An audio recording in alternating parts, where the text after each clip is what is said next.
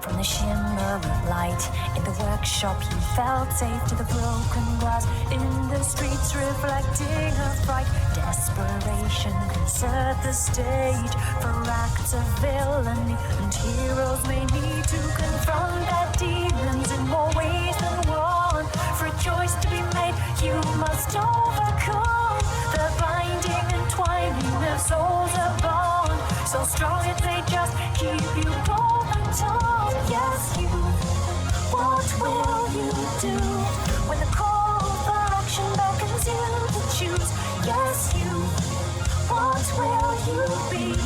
A hero, a villain, or a monster indeed?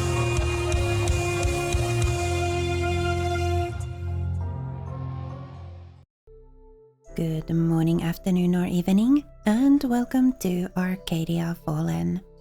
Let's go to the library and see this event as well before we go to the flower shop.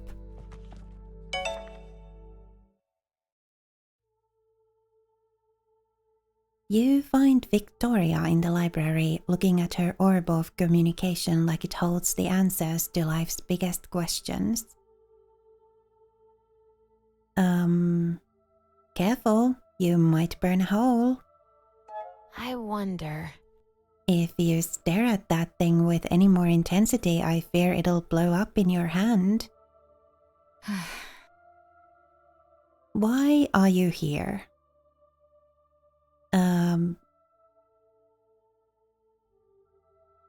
I just wanted to see what you're up to. You see... I do enjoy your company after all. Victoria blinks, then sighs, looking a little embarrassed. This is... Right. Sorry, I'm not used to people making social calls. She sighs and looks down at the orb again. This is the first time I've ever kept something from the commander. It's unsettling.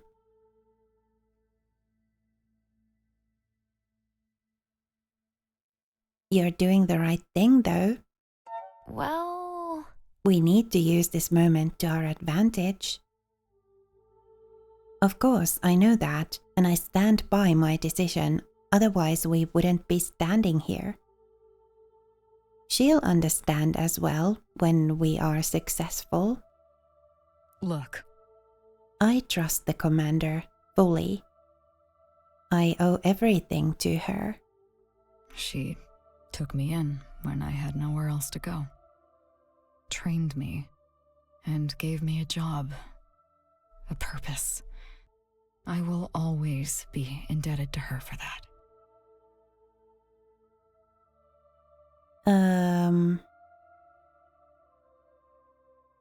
Weren't you once a demon hunter, though? Tell me about... How is it you came to be with Alethea anyway?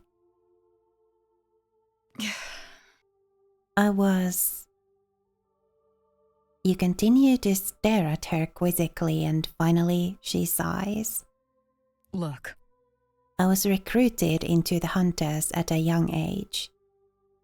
My family was so proud. Demon hunters are revered as heroes all across the north, and I had grown up with the stories of valiant troll slayers and spirit exorcists. The requirements to enter are steep. It's rare that commoners make the cut these days, but I was determined. I went through the training, years upon years of studying. I proved myself worthy and was awarded a blade of my own, the mark of a true demon hunter.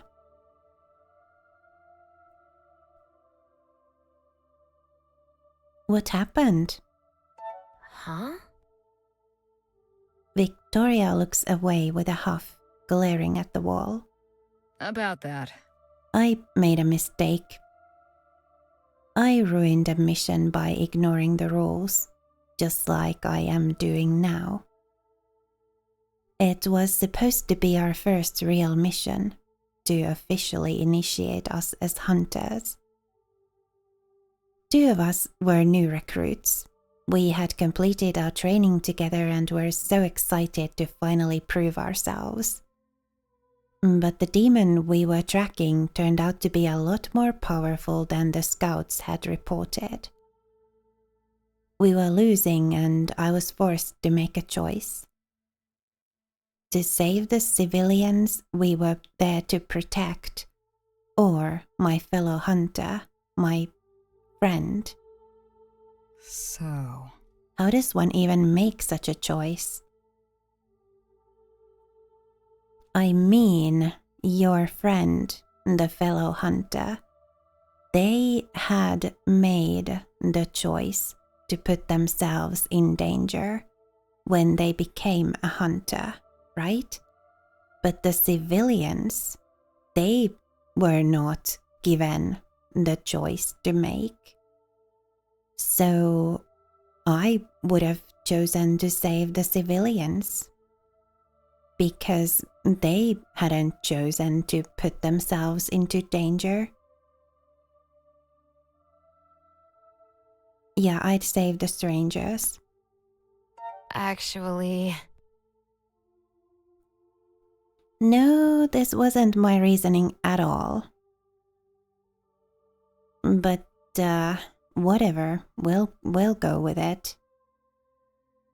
I would try to save as many as possible, even if it meant saving someone other than my friend. This was not my reasoning.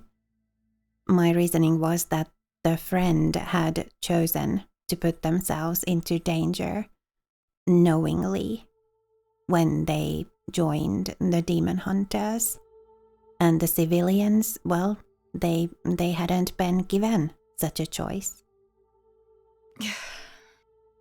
That's what I was trained to do, what I thought I'd do. But it's entirely different when you find yourself in that situation. It's difficult to see those other people when the one you care about is right there in the line of fire. look, Humans get attached to individuals. How can you possibly care about nameless strangers? well, But hunters are supposed to be different. We are supposed to save as many as possible, no matter who they are. I made a selfish choice. People died. Normally, I would have faced the punishment for my mistake within the demon hunters, but the friend I saved was born into a powerful noble family. She looks away in disgust. so, The whole situation became a huge political mess. People jumping in to defend me for their own selfish reasons, even though all I wanted was to be judged by my peers so I could move on. I wasn't that lucky. My valiant saviors won their stupid battle, and I was dismissed from the hunters with no punishment. I was disgusted by this display of corruption. I didn't want to serve in such a place, so I left, well, wandering for a time without any purpose, and then I met Alethea. She showed me that there are people within the Empire who care about equal laws for everyone. To me, she's an inspiration for what every knight should be. I mean, laws are good, yeah, but you've got to do what's right by you. Laws are made by people and people are flawed, so therefore laws are flawed as well. And there may be situations where laws and morals come into conflict with each other. And in those situations, I think it's better to follow your morals rather than just blindly go by the written law. I see. Yeah, you need morals to balance things out. I don't think you did anything wrong by following your heart. You would only have been in the wrong if you hadn't saved anyone at all. Victoria huffs in disgust. I shouldn't be surprised you would look at it that way. Foolish.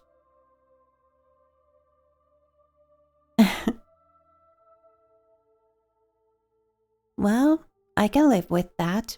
We can agree to disagree. Well, I still stand by my answer. Victoria lets out a sigh, but she's smiling. I respect your opinion. She shifts and looks away, fingers tapping against the sigil on her hip.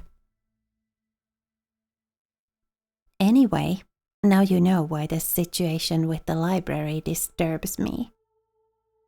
We should get back to the task at hand and get it resolved as quickly as possible. Also, she cracks a small smile. I suppose that's all right.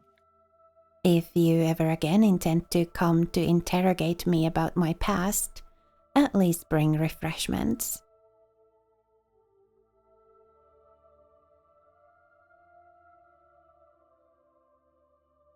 Oh, of course. that sounds nice.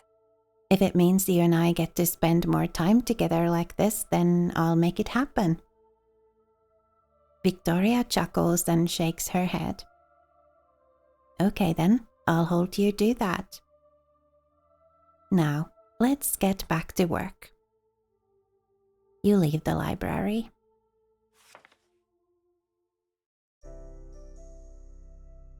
Okay, flower shop. Visit Quinn. Or wait for Caden. Wait for Kate. Did we have anything to do with Quinn at the moment? I've completely forgotten. Wait for Caden?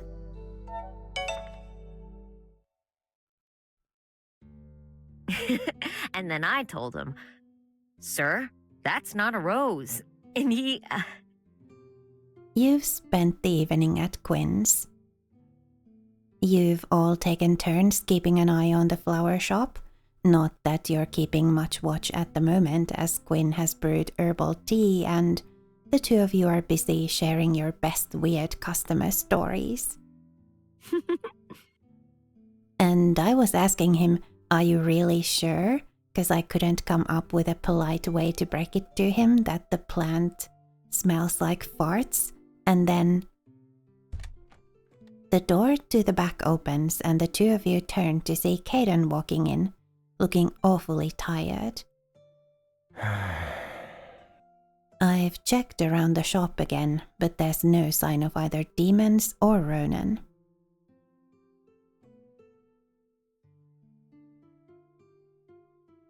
Thank you, Caden. Thank you. Actually, Don't thank me yet. It doesn't mean he hasn't chosen to strike. You look like you need something to warm you up. I'll go brew some more tea. Quinn gives the man a meaningful look, then goes out into the back. Caden leans against the counter with a sigh, and you notice how he seems dimmer than usual.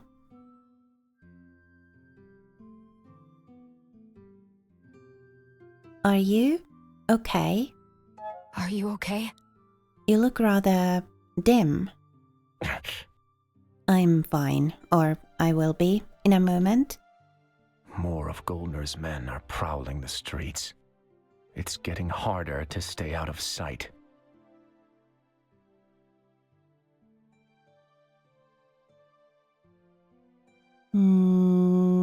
Yeah, we must be prepared. That guy. We better be prepared for him pulling something too.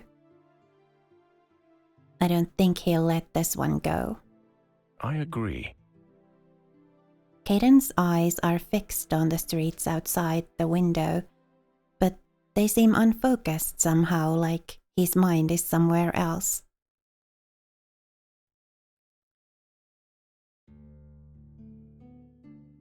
There's something else, isn't there? Caden. You know you can trust me, right, Caden? I don't mind listening if you have something on your mind. I see. I know.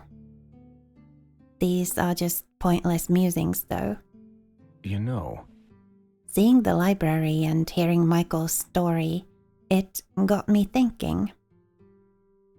When we met and Michael said that your people had destroyed their own historical records, I didn't believe him. I don't understand.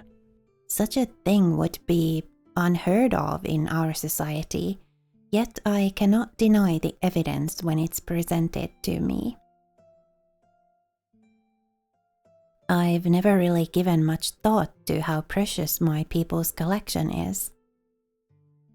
That knowledge is something that people will kill to obtain or to destroy. How curious. I suppose I've gained a newfound respect for my elders who have worked so hard to preserve our history, even if I still don't agree with their apathetic view of the outside world. I thought I had to leave to change history, but the act of preserving what came before, that too can be used to change what is to be.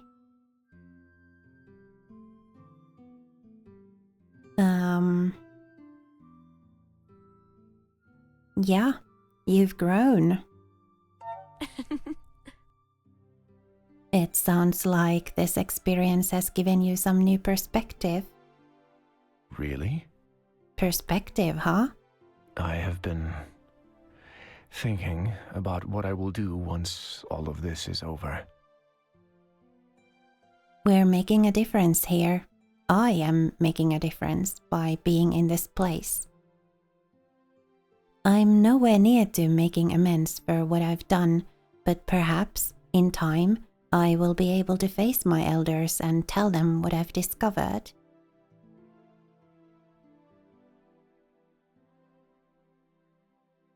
What are you planning? I wonder. Well, look, If we succeed in preventing Ronan's plan from coming to fruition, then things will continue as per usual. My people won't know about the disaster that their apathy almost permitted. We can't keep living with blinders on until a successful disaster wakes us from our slumber. It is my duty, I believe, to wake them up.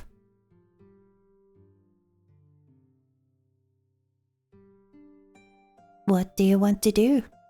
Exactly, to wake them up. So,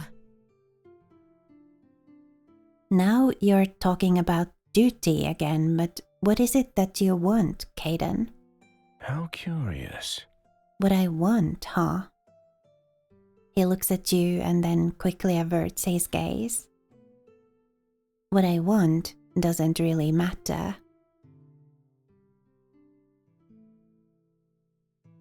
It matters to me. you see, I've taken a personal interest in seeing to it that you get what you want. So come on, out with it. Why would you? Mercy. This time I've spent with you, despite the hardships, I have never felt so alive. I've always had the desire to explore, to travel and learn about the world. Things up here are so exciting, they change and shift, and I feel like my actions have an actual impact. But that's all the more reason for me to return.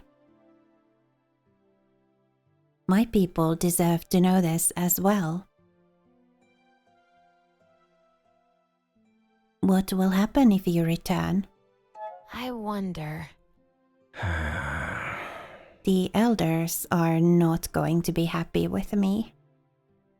I left without permission, stole one of our most precious artifacts and destroyed it. There will be a punishment for sure, and after that, I'm not sure they will be willing to listen, but I have a duty to try.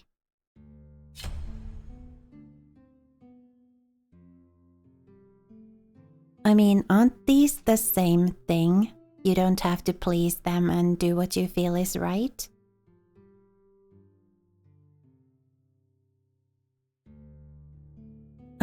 I mean, to me, these feel like the same thing. Aren't these the same thing? Oh dear. Which one do I choose? I don't see the difference.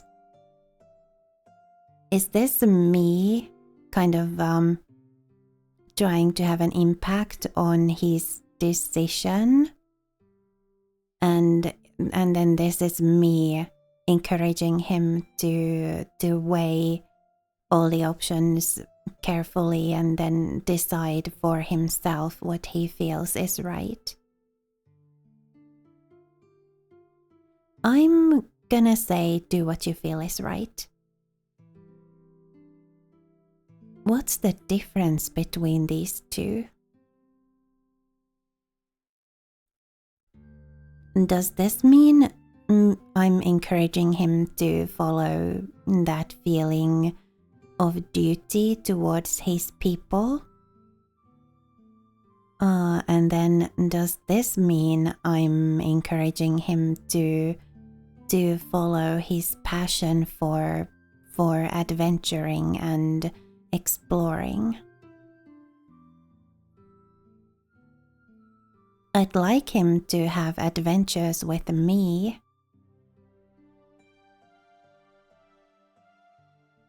Oh, but then I don't want him to feel guilty about choosing or making a selfish choice instead of choosing what's right. I'm gonna say you don't have to please them. You need to decide what's most important for you. So... Then don't go back. It's clear that you don't fit in whatever box your people had in mind for you. You are curious and keen to explore. You could travel the world, learn all about it up here.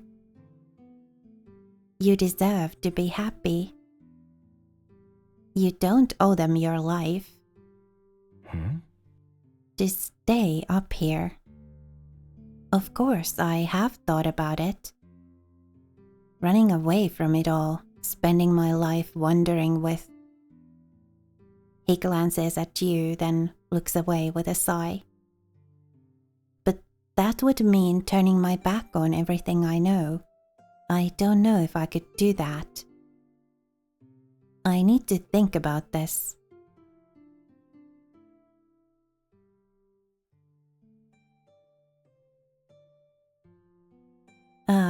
I mean...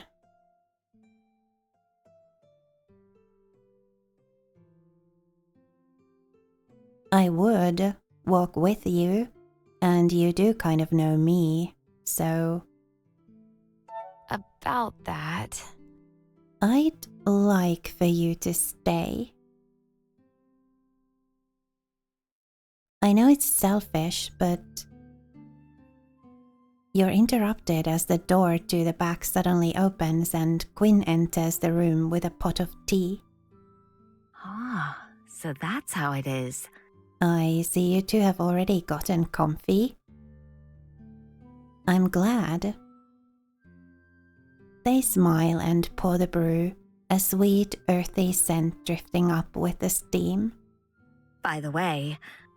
Now, Caden, you must tell me about the flora that grows in the southern mountains.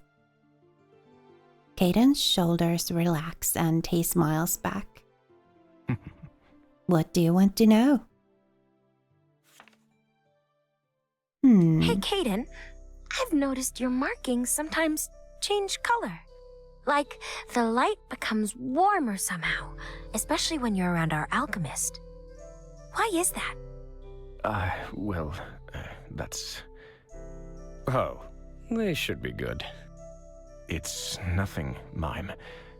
Don't worry about it. Alright, well, I'm kind of into the plan of traveling the world with Caden. I like it. I hope we get to do that.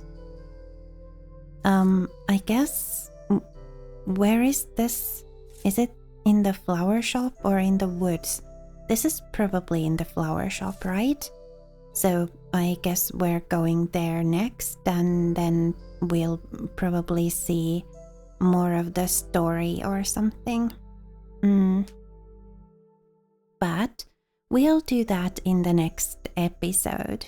For now, thank you so much for watching and spending a little of your time with me here today. It was lovely to have you. Please remember to be kind to yourself. Have a lovely rest of your day, and I will see you again next time.